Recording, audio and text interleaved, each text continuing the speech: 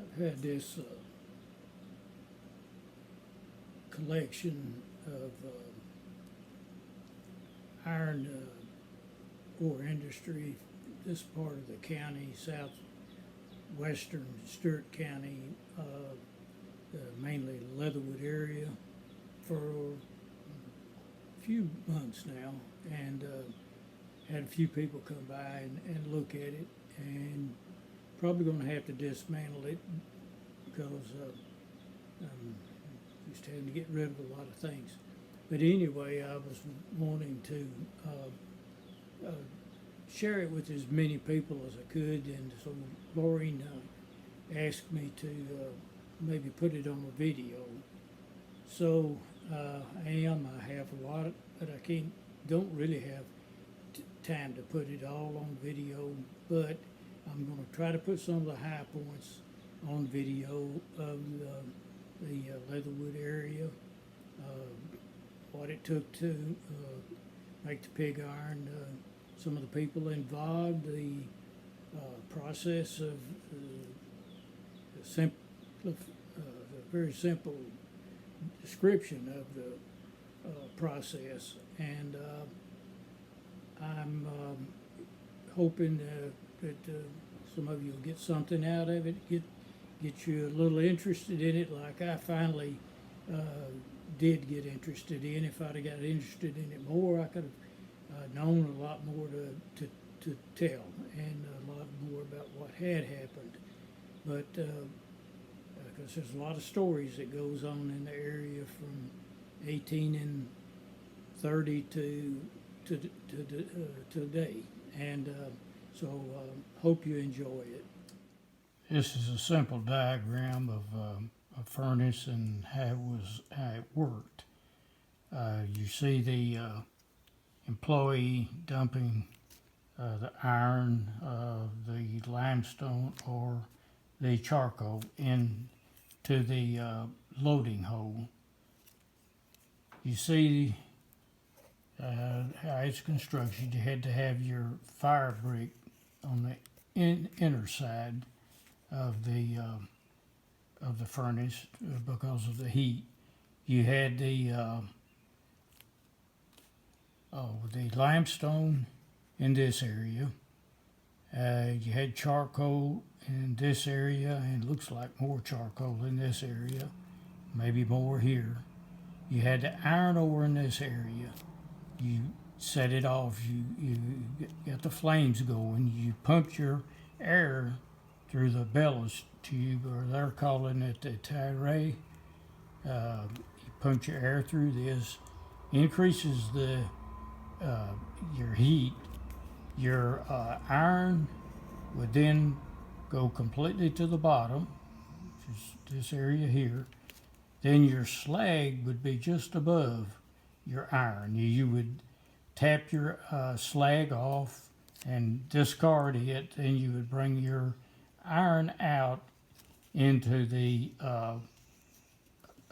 discharge area here, which would be normally a big, long, larger amount with extensions outside of it. Later on, it was mostly all the same length.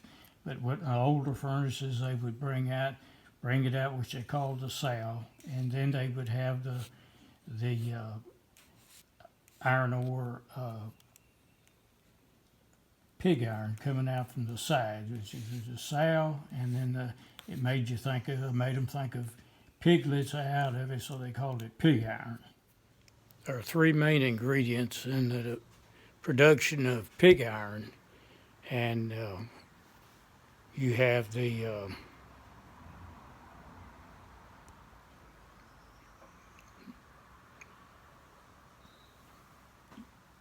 iron ore, you have the limestone, and you have the charcoal. And I'm going to have to see how to turn this thing here.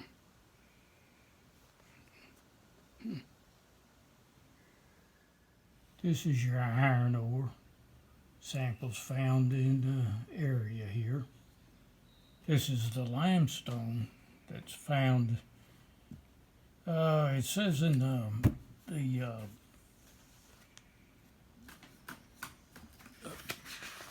book, Brown Iron Ores of West and Middle Tennessee. I think it came out about 1927. It's a look at the iron ore that's left in the area and the grade, and it can be found on the internet under search for brown iron ores of West and Middle Tennessee. And it says that that they used this limestone for flux, and it was found a few miles south of the LaGrange furnace. So that would be towards Hurricane Creek or Danville area. And then the third product you had to have for the production of pig iron was charcoal. And we'll try to go through each one of them one at a time.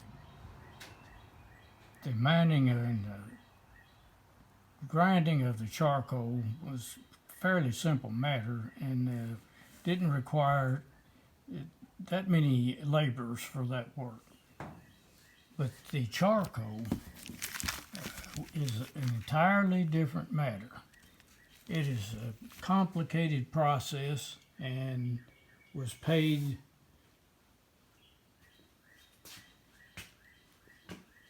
they tried to get the best they could get with the charcoal laborers and the supervisors. The supervisor really had to know what he was doing with the charcoal. Charcoal making was a far more tedious and delicate process, and I'm taking this information from the Tennessee Iron Ore, or Tennessee Iron Industry Revisited Stewart County story. Tells who it was funded by, and it gives a list of the people here who contributed. Let's see. Here's people that contributed to this booklet. It's a very, very good booklet. I wish they would start republishing because it's just really, really good. They've put many, many hard hours, and I hope they don't object to me using it. I don't see any copyright on it, so I'm just really appreciative. I've learned a lot from this booklet. But this is what their description.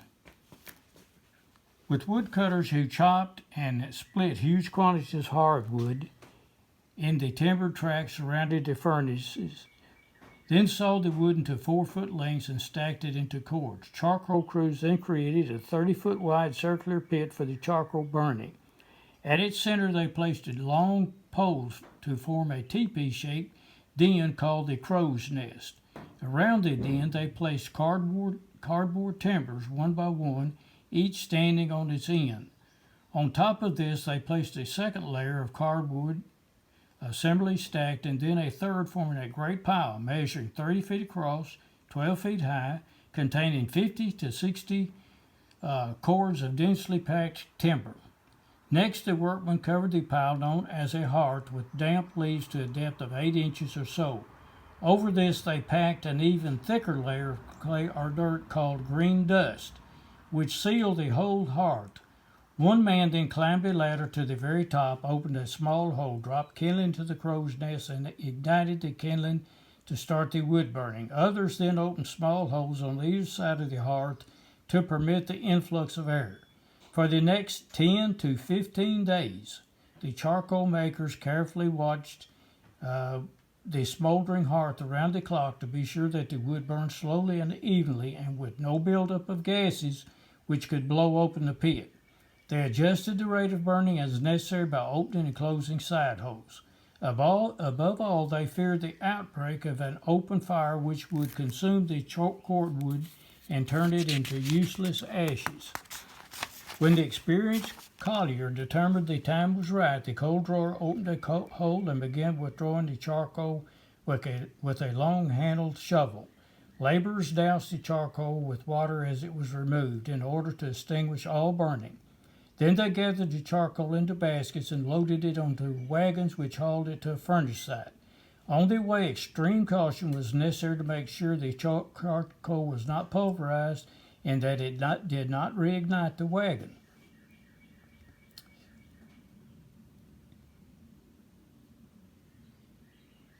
Each hearth produced about 2,000 bushels of charcoal, enough to keep a furnace running for 24 hours. It took 6 men working 3 months or more, usually with several hearths burning simultaneously, to make the 16 to 20,000 bushels of charcoal needed to smelt 100 tons of iron, more than 10,000 cords of wood, representing at least 500 acres of timber.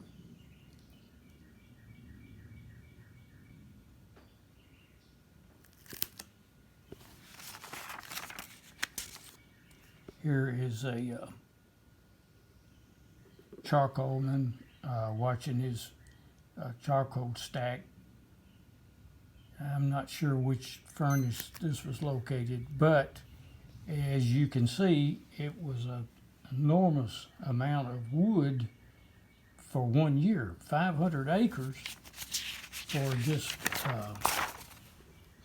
say, one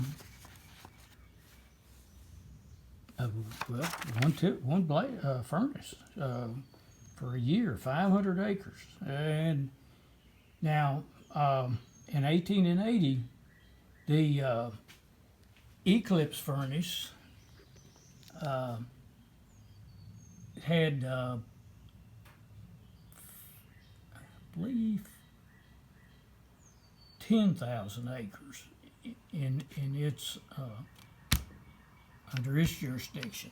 The Clark furnace had 20,000 acres under its authority, and LaGrange furnace also had 20,000 acres under its jurisdiction.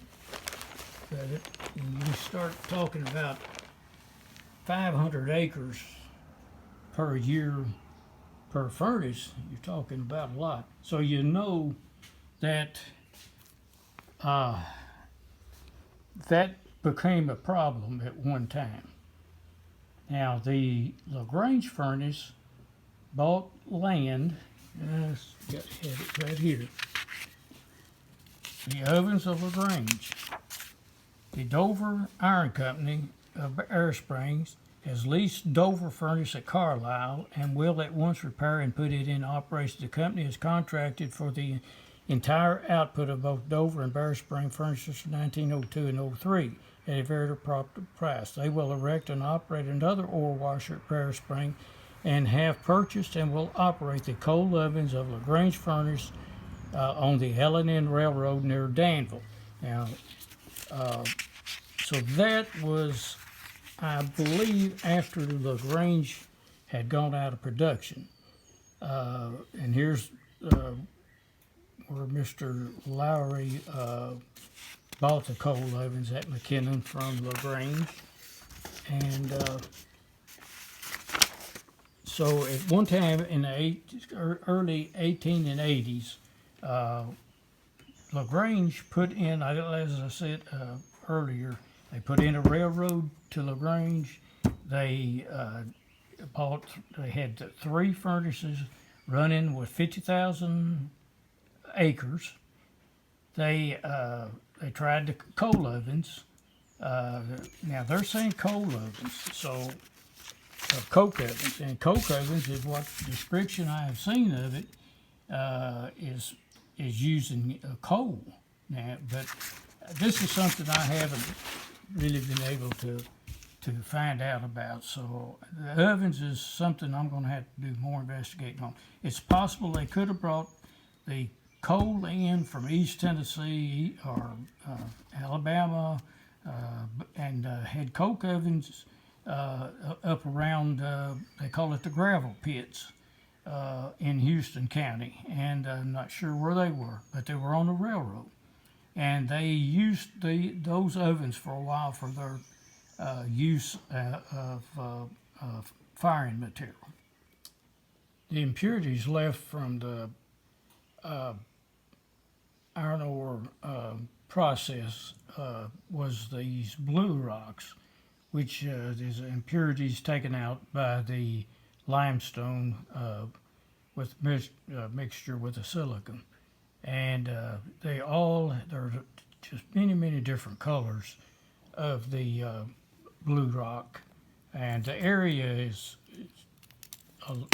many areas with the blue rock in it, but they, of course, they have to be closer to the furnaces, but a lot of it was hauled away, so it would be in the vicinity of the furnaces, but maybe not right at the furnaces.